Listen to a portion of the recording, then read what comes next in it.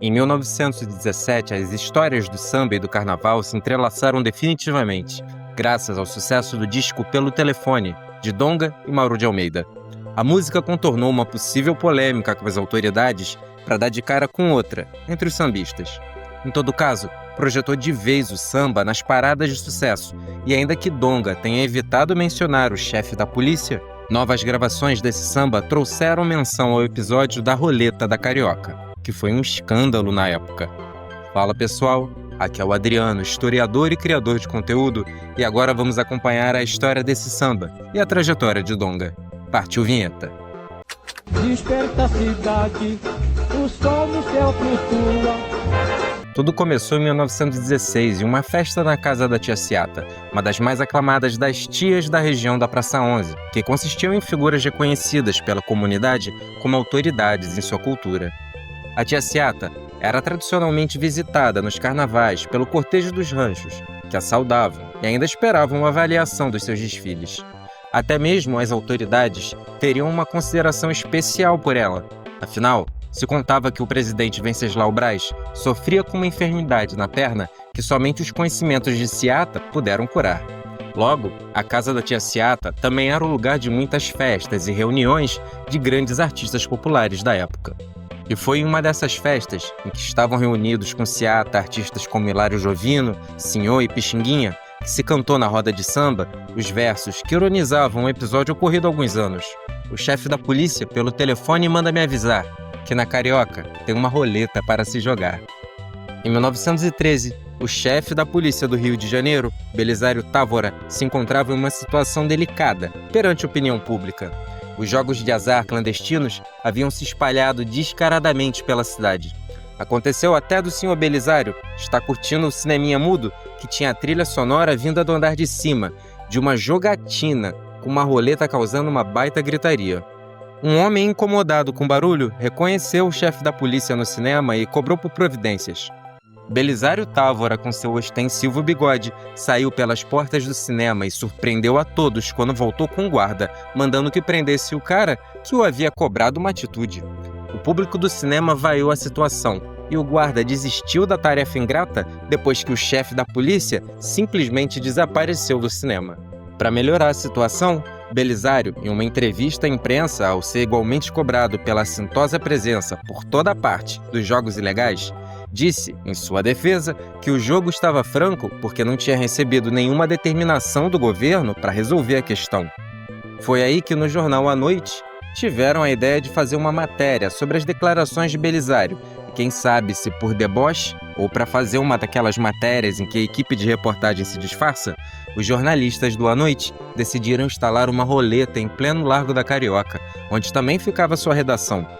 A cena toda foi composta com um requinte de ironia, com direito a uma placa com os dizeres extraídos do chefe da polícia. Jogo franco. Uma multidão se formou para jogar na roleta em praça pública e quando as autoridades chegaram, começou a confusão. A banca foi desfeita, os jornalistas levados para dar explicações, mas a roleta mesmo desapareceu no meio da treta. Dias depois, ela reapareceu na redação do À Noite pelos braços de um leitor do jornal que havia se engajado com aquela matéria ousada e guardado a roleta antes que pudesse ser apreendida. Em todo caso, a imagem pública de Belisário enquanto chefe da polícia se tornou cada vez mais questionável nesse contexto de inércia ou conivência com os jogos ilegais. No ano seguinte ao episódio da Roleta da Carioca, Belisário Távora pediu para sair. Isso porque na Wikipédia dele diz que sua administração foi conhecida pela perseguição ao jogo. Que maldade você fez comigo. Quem assumiu seu lugar foi Aurelino Leal, que se um dia se tornou conhecido por trazer reformas necessárias à polícia, na época, por seu hábito de despachar circulares, receberia o apelido de Circulino Ideal. Então, quando em 16, na casa da tia Ciata, cantaram na roda de samba os versos que ironizavam o episódio da Roleta da Carioca, também davam conta da inclusão do telefone na vida brasileira. Donga, ao ouvir esse samba, passou a pensar em uma adaptação para ser lançada em disco.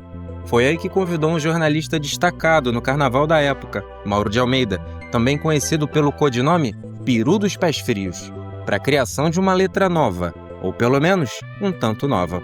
Donga não promoveu apenas a mudança da letra, mas uma série de medidas que transformariam para sempre a história do samba e do carnaval, a começar pela adaptação da música para o carnaval, além de todo o cuidado em se fazer os registros necessários enquanto autor, fora o trabalho de divulgação junto aos jornais da época.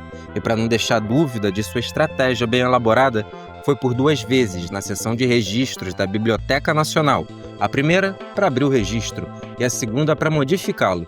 A composição então seria registrada como samba carnavalesco. Donga, a essa altura, tinha 26 anos de idade. Nascido no século anterior, apenas 2 anos depois da abolição da escravidão, demonstrou estar muito atento às questões do mercado musical da época, quando realizou o registro na Biblioteca Nacional. Afinal, os direitos autorais na música ainda estavam em situação de terra de ninguém, aliás, terra dos empresários, pois os donos dos teatros, gravadoras e etc. pagavam aos compositores praticamente o que eles queriam pagar, mas só se eles quisessem pagar. Vale ainda lembrar que a primeira organização fiscalizadora desses direitos nasceria somente em 17, a SBAT, fundada por Chiquinha Gonzaga e outros compositores estabelecidos no meio teatral. E o carnaval até 16 não possuía associação com samba, hoje vista como natural. Afinal, como apontou o musicólogo Tinhorão, o carnaval daquele ano foi marcado pela variedade de estilos musicais que acompanhavam os foliões nas ruas.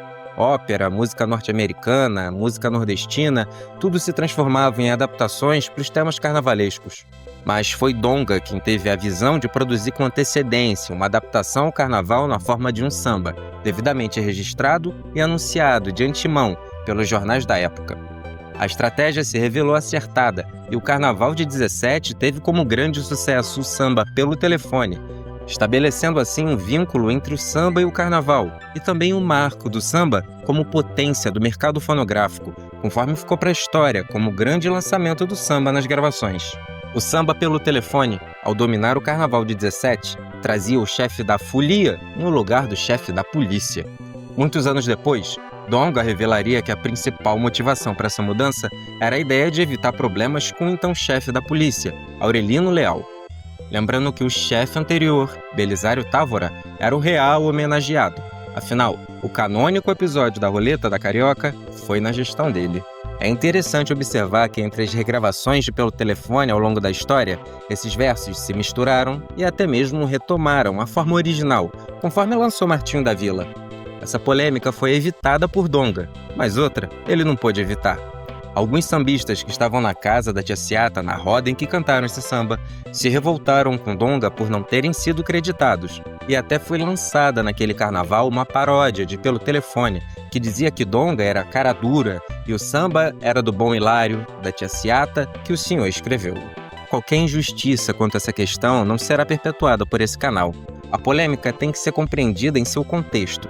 Não por acaso, estudos separam o samba em 2 fases, antes e depois de 17. A chamada fase folclórica do samba foi todo o tempo em que o samba ainda estava desassociado do mercado fonográfico e era produzido e difundido pela tradição oral, feito em improvisos nas rodas de samba e festas, desde muito antes desses versos poderem virar um produto comercial. Tanto é que se os versos iniciais cantados na casa da Tia Ciata eram originais dos sambistas ali presentes, outros trechos da música vieram, por sua vez, das culturas nordestinas. Olha a rolinha, se embaraçou. Donga, na prática, apenas demonstrou por quais caminhos se devia seguir para tornar os sambistas os proprietários legais e comerciais da indústria de gravações que estava se desenvolvendo no Rio de Janeiro. Tanto é que, dali em diante, Senhor tomaria a dianteira enquanto grande sambista das paradas, graças à divulgação de suas composições pela imprensa, pelas festas populares, até ser declarado o rei do samba nos anos 20. Senhor então passou a conviver com as mesmas polêmicas que recaíram sobre Donga. Inclusive seria de Senhor a frase "samba é que nem passarinho, é de quem pegar". E, por sua vez, Pixinguinha, que aliás era um grande parceiro musical de Donga, a ponto de ter escrito para o amigo o arranjo a ser registrado em Pelo Telefone, contaria que Senhor percorria pelas festas populares da cidade para encontrar esses versos e ritmos que circulavam como passarinhos, como dizia o rei do samba. Isso tudo é para ilustrar a situação da música popular no início do século XX e sua transformação diante daquele recente mercado de gravações. Um brinde aos maiores sambistas do nosso tempo. senhor e Donga. Um brinde! Saravá! E ainda a situação frágil dos direitos autorais nesse ramo na época. Afinal, apesar de Donga ter tomado todas as providências enquanto autor de Pelo Telefone, ele ainda assim viu seu famoso samba ser explorado comercialmente sem qualquer autorização ou pagamento. Foi o que relatou o cantor Francisco Alves para exemplificar sua declaração de que o direito autoral na música era apenas um mito nesses tempos. Donga estava assistindo a um show de um circo, que começou a tocar pelo telefone durante um dos seus números. Donga foi à procura do dono do circo para reclamar seus direitos enquanto autor da música. A resposta do dono do circo foi chamar a polícia, alegando ser absurdo que aquele rapaz quisesse ser pago só porque ele tinha usado um samba no show. Porém, não bastasse todo o legado de Pelo Telefone, a obra de Donga foi muito além desse caso. Afinal, foi um músico e compositor muito aclamado em sua trajetória.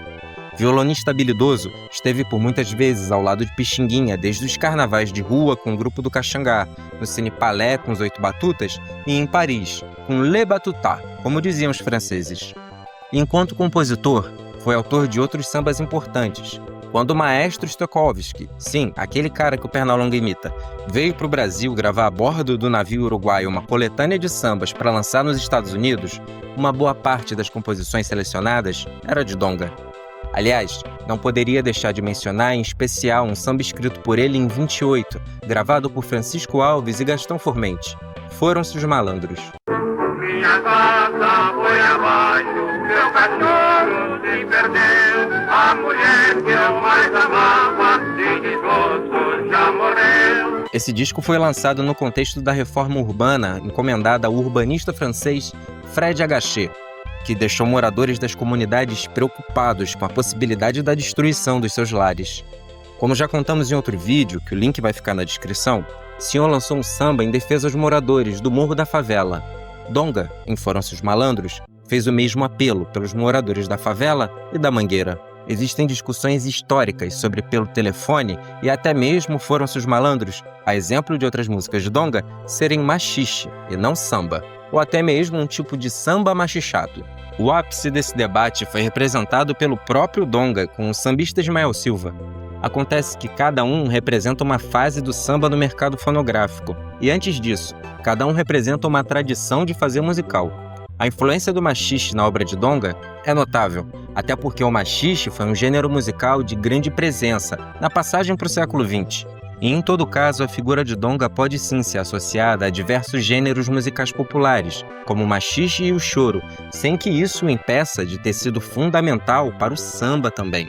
É que o Donga talvez fosse mais ligado ao choro do que propriamente ao samba.